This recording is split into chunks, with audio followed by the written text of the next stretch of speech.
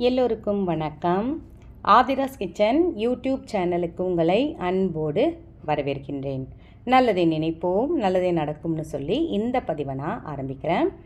சனிக்கிழமை இரவு அதிசக்தி வாய்ந்த இந்த பொருளை 1 டம்ளர் தண்ணீரில் போட்டு சமையலறையில் வையுங்கள். எந்த கஷ்டமும் தீரும், நல்ல முன்னேற்றம் இருக்கும், குடும்பம் மேல்நிலைக்கு செல்லும் அப்படின்னு தலைப்பு போட்டிருக்கேன் இல்லைங்களா? அது என்னென்னு பார்க்கலாம். சனிக்கிழமை பொதுவாகவே சொல்லுவாங்க, சனிக்கிழமை ஏதாவது பொருள் வாங்கினா பொருள் சேர்க்கை உண்டாகும். அதனால் நல்லா தெரிஞ்சவங்களை பார்த்திங்கன்னா சனிக்கிழமையில் போய் நகை வாங்குவாங்க. தங்கம் வாங்கினா தங்கம் திரும்ப திரும்ப வாங்குற மாதிரி நமக்கு வாய்ப்பு உண்டாகும். அது எப்படிம்மா சும்மாவே நம்மளுக்கு ஒரு தரம் வாங்கிட்டா போதுமா அப்படின்னு நினைக்காதீங்க.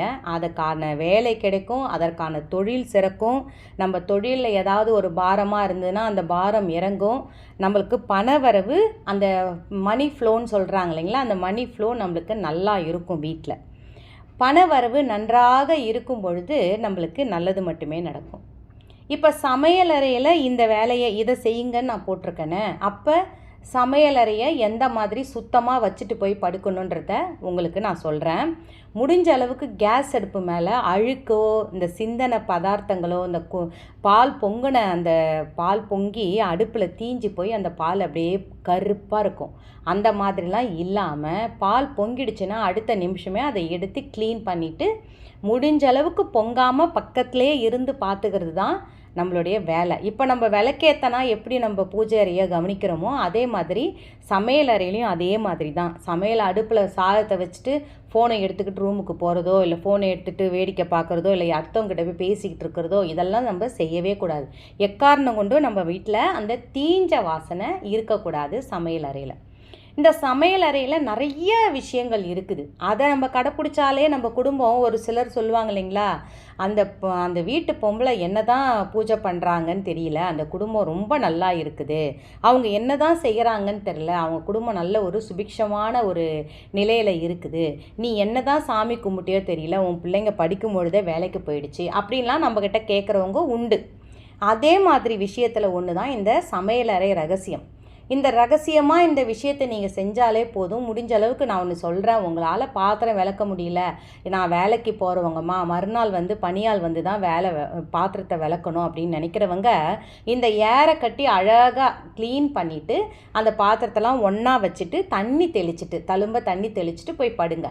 ஏன்னா அது காய விட்டாலே நம்ம வீட்டில் ஒரு சாப்பிட்ட தட்டு காஞ்சாலே சொல்லுவாங்க இல்லைங்களா, சாப்பிடும் போது கை காஞ்சாலே சீக்கிரம் திருமணம் நடக்காது, திருமணம் தள்ளி போகும், கை காய விடக்கூடாது. 2வது சாப்பிட்ட தட்டு காஞ்சா வீட்டில் பண கஷ்டம் உண்டாகும். அதனால தான் அந்த மாதிரி சாப்பிட்ட தட்டை காய விடக்கூடாதுன்னு சொல்லுவாங்க.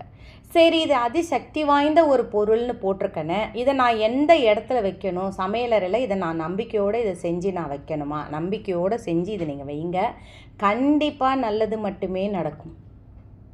எப்பவுமே வீடான வீட்டில் ஊறுகாய், உப்பு ஊறுகாயோ இல்லை எந்த ஊறுகாயோ நான் தொட்டுக்கிறதே இல்லைம்மான்னா கூட ஒரு பீங்கான் ஜாடியில் போட்டு உப்பு ஊறுகாயை நம்ம வீட்டு ஃப்ரிட்ஜிலையாவது ஸ்டோர் பண்ணி வச்சுக்கோங்க. உப்பு ஊறுகாய் எந்த வீட்டிலலாம் இருக்குதோ அந்த வீட்டில் பணவரவு குறைவில்லாமல் இருக்கும். பணவரவு இருந்து கொண்டே இருக்கும். கையில் அந்த மாதம் முழுவதும் காசு இருந்துக்கிட்டே இருக்கும் அவங்களுக்கு. எப்படியாவது ஏதாவது ஒரு வழியில் ஒரு வேலை செய்வாங்க, அந்த வேலை இன்னொரு வேலையை கொடுக்கும். அப்போ அந்த சம்பளத்தில் இன்னொரு சம்பளம் வரும். அந்த மாதிரி வேலை ரெட்டிப்பாகும். அதனால் முடிஞ்ச அளவுக்கு ஊறுகாய், மஞ்சத்தூள், சர்க்கரை, உப்பு இதெல்லாம் குறைவில்லாமல் பார்த்துக்கோங்க. எப்போ குறையுதோ அதிலேருந்து மேலே பாக்கெட்லேருந்து எடுத்து அதில் கொட்டி வச்சுருங்க. இதில் முக்கியமான ஒரு விஷயம், எப்பவுமே நம்ம வீட்டு சமையலில் இருக்க வேண்டிய இன்னொரு பொருள், இது ரொம்ப பேர் வச்சுக்க மாட்டாங்க. என்ன பண்ணுவாங்கன்னா, ஏதாவது ஒரு பலகாரம் செய்யும் போது மட்டும்தான் இதை வாங்குவாங்க. ஆனால் இது நம்ம வீட்டில் இருக்க வேண்டியது ரொம்ப நல்லது. இது என்னென்னா, கருப்பு எள் இருக்கு இல்லைங்களா, அந்த கருப்பு எள் எப்பவுமே நம்ம வீட்டில் நீங்கள் கடைக்கு போயிட்டு காசு கொடுத்து கூட கடையில் கேட்டு பாருங்கண்ணா, நல்லா தெரிஞ்சவங்க கருப்பு எள் விளக்கு வச்சு கொடுக்க மாட்டாங்க. கடைங்கள்லே காசு கொடுத்து கேட்டாலே கொடுக்க மாட்டாங்க. கருப்பு எள் தீர்ந்து போச்சு, நாளைக்கு தரங்கம்மான்வாங்க. அந்த மாதிரி கருப்பு எள்ளுக்கு அவ்வளோ மகத்துவம். மகாலட்சுமி ஐஸ்வர்யம் நிறைந்த ஒரு பொருள். அது என்னன்னு பார்த்தீங்கன்னா இந்த கருப்பு எள். அந்த கருப்பு எள்ளை ஒரு டப்பாவில் போட்டு ஃப்ரிட்ஜில் ஸ்டோர் பண்ணி வச்சுக்கோங்க. எப்பவுமே நம்ம வீட்டில் கருப்பு எள் எந்த நேரம் கை வச்சாலும் கருப்பு எள் இருக்கிற மாதிரி பார்த்துக்கோங்க. அந்த கருப்பு எள்ளை என்ன பண்ணும் பார்த்தீங்கன்னா, பொழுது போனதுக்கப்புறம் நம்ம நைட்டு படுக்க போகிறோம். இப்போ நம்ம வீட்டில் ஏதாவது ஒரு கஷ்டங்க, என்னதான் இது ஜாமியாரன்னா முழச இருக்குது, இதை பண்ணால் அதை பண்ணுது, எதனா நம்மளுக்கு பிரச்சனை மேலே பிரச்சனை வந்துக்கிட்டே இருக்குது, என்ன செய்யலாம், வேலைக்கு போகணும்னு நினச்சா நம்மளால் முடியல, எனக்கு வந்து ஒரு சமையல் கூட செய்ய முடியல, அந்தளவுக்கு எனக்கு யாரோ ஏதோ செஞ்சு வச்சுட்டாங்க அப்படின்னு நினைக்கிறவங்களுக்கு இது ரொம்ப ரொம்ப ஈஸியான விஷயமா இருக்கும். நீங்கள் இதை செய்யுங்க, நம்பிக்கையோடு செய்யுங்க, கண்டிப்பாக நம்ம வீட்டில் இருக்கிற கஷ்டங்கள் தீரும்.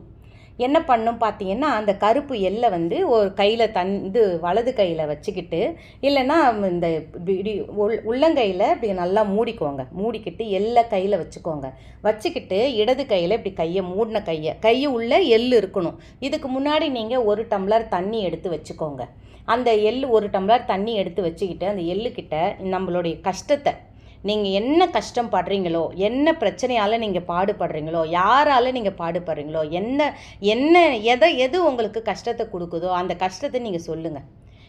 எதுவானாலும் இப்போ நிறைய பேர் என்கிட்ட கேட்குறீங்க, அம்மா என் கணவர் வந்து 1 வருஷமாக வேலைக்கு போகல, அம்மா என் கணவர் 1 வருஷமாக குடிச்சிக்கிட்டு 2-3 வருஷமாக குடிச்சிக்கிட்டு ரொம்ப அட்டகாசம் பண்ணுறாரு. எதுவாக இருந்தாலும் உங்களோட எதிரி அந்த கடன், அந்த வேலைக்கு போகாத அந்த சோம்பேறித்தனம், அந்த மாதிரி இது என் கணவர் உடனடியாக வேலைக்கு செல்ல வேண்டும், என் கணவர் அந்த குடியை நிறுத்தி விட வேண்டும், என் பிள்ளைகள் நன்றாக படிக்க வேண்டும், நீங்கள் எப்படி வேணாலும் என்ன வேணாலும் சொல்லுங்கங்க. அந்த எள்ளு கையில் வலது கையில் மூடிக்கோங்க, இடது கை மேலே வச்சுக்கோங்க, சம்மணமிட்டு உட்காந்துக்கோங்க. உட்காரும் பொழுது ஒரு பாய் விரிச்சோ இல்லை துணி விரிச்சோ உட்காந்துக்கோங்க, வடக்கு பார்த்து உட்காந்துக்கோங்க, 1 டம்ளர் தண்ணி எடுத்துக்கோங்க.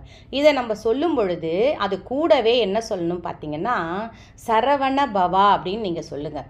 அந்த ஓம் ஸ்ரீ சரவண பவான்னு சொல்லலாம், ஓம் சரவண பவா அப்படின்னு நீங்கள் சொல்லுங்களே வாங்களேன்.